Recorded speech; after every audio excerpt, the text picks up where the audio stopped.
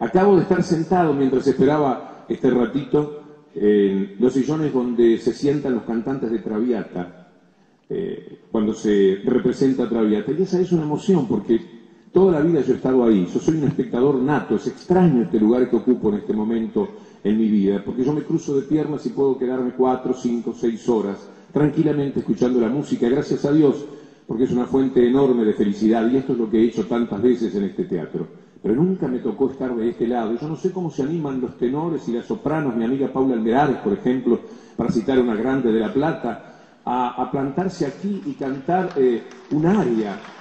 Ustedes son benévolos conmigo, de alguna manera, ojalá que no lo pierda, somos compinches, pero el público de una ópera es un público cruel, un público que no perdona un fallo, que inmediatamente, si hay un gallo, como se dice en los errores, en una pifia, están codeándose, mirando mal, y el artista siente que ha fracasado. ¿Cómo se animan? Ustedes no saben lo que ver el teatro desde aquí. Y eso se quedan solos con una orquesta y frente a ese público que será maravilloso si todo lo hacen bien. Pueden cantar 2 horas maravillosamente y un solo error, uno solo en toda la noche, les puede arruinar la performance.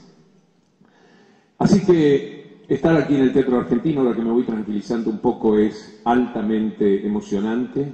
Agradezco a todos sus trabajadores la felicidad que me han dado y ahora vamos a ir a lo nuestro. Voy a empezar a hablar de fútbol para todos.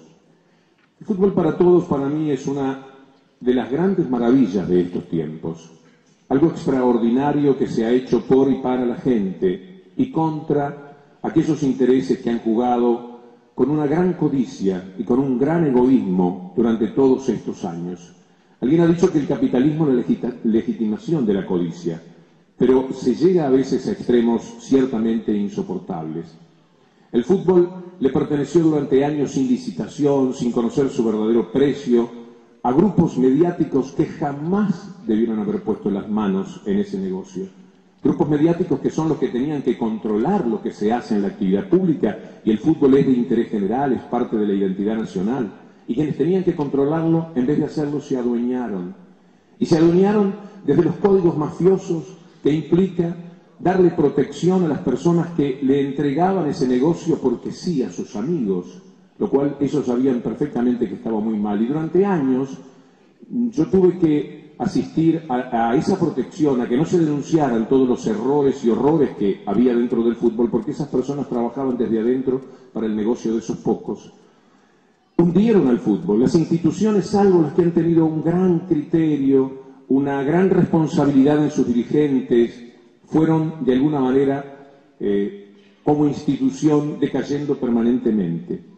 Se le robaba al fútbol, pero también se le robaba a la gente, porque el fútbol, sobre todo los grandes partidos, aquellos que empezaron a ser codificados en determinado momento, quedaban para un sector, el que lo podía pagar. Ustedes saben que el 30% del país no tiene cable. Y ustedes saben que de los que tienen cable, no todos pueden pagar el codificado. Y de los que tienen cable y codificado, no todos pueden pagar los extras que había que abonar para ver los partidos de su interés. Con lo cual esto quedaba reducido a 1 millón de aparatos aproximadamente. Ahora el fútbol llega hasta que el gobierno nacional, este o el que venga, cumpla con la necesidad de que la televisión pública llegue a cada rincón de la República Argentina y que el fútbol para todos no sea un eufemismo, porque todavía no es verdad que el fútbol es para todos, pero es para muchos más. Llega potencialmente a 24 o 25 millones de personas, y cuando se suman otros cables y cuando se sume la internet, es muy probable que un día podamos soñar no en la capital, donde todo queda un poco más a mano y un poco más cómodo, en esos lugares donde el fútbol y Palermo y Riquelme y Ortega son solamente un sueño lejano, una foto a veces en un diario que llega a los 10 días, en esos lugares se puede ver el fútbol en directo. El otro día me contaban con mucha emoción esto de la televisión digital.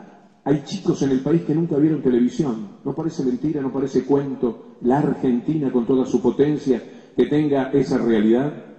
Entonces, en determinado momento, el mismo hombre que había entregado el fútbol a sus amigos y que les había permitido ganar millones y millones y que había recibido el paraguas y la protección, fue a decirles a quienes tenían el fútbol, el Grupo Clarín, a Torneos y Competencias, por favor, esto se nos va. Esto se nos hunde. Ustedes tienen que inyectar dinero a esta actividad. Los clubes no tienen para pagar ya ni la luz. Era una realidad.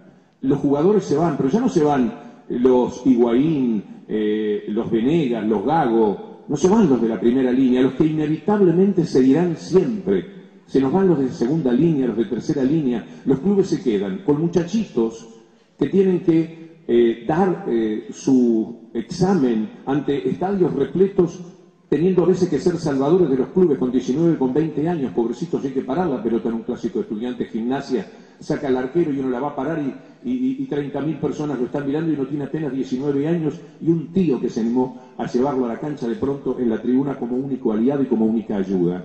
Y los que vienen del exterior, 3 o 4 han sido gloriosos retornos, y ustedes saben que La Plata goza y disfruta del más celebrable de todos los retornos deportivos que puedan existir para el fútbol argentino. Pero la mayoría no llega en la cresta de la ola de sus posibilidades. Entonces tenemos un fútbol en el cual el 50% o más de los jugadores ha pasado por el ascenso, ha pasado por la B.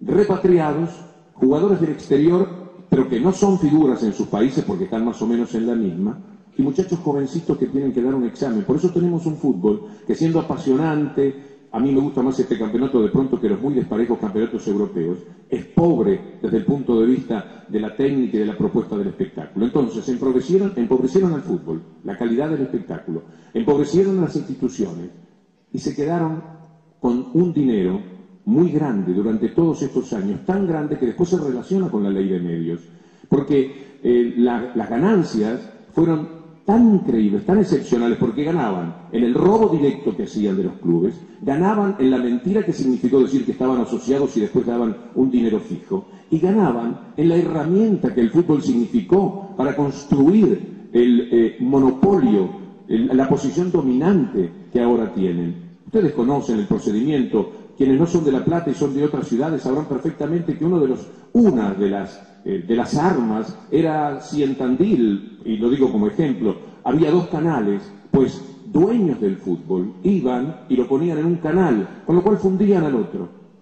Cuando fundían al otro iban y compraban este canal. Y entonces con este canal fundían este otro y también se lo quedaban. Y así tienen 200 y pico de canales con el fútbol. No solo no le dieron al fútbol lo que le correspondía, no solo no auxiliaron al fútbol cuando el fútbol les imploró a través de Julio Grondona, justamente, que los ayudaran, que esto se les moría, que se les caía, que ya estaba absolutamente agonizante, sino que jamás, por supuesto, compartieron las inmensas ganancias que significaba construir ese imperio gracias al fútbol, porque todo era gracias al fútbol. No es con utilísima, con todo el respeto, que se consigue las adhesiones a los cables en todo el país. Es con el fútbol. El fútbol era el gran argumento, y se lo dieron gratuitamente, se lo dieron por unas monedas, y ellos lo usufructuaron y construyeron ese imperio de 260 canales, una ociosidad de posición dominante, más los canales abiertos, más los diarios. Llegamos a que marcaron la agenda del país. En este momento están muy sorprendidos porque estaban acostumbrados a decir que con 7, 8 tapas echaban un ministro y con 10 un presidente, y llevan como 1000 tapas mentirosas y sesgadas, y no han podido...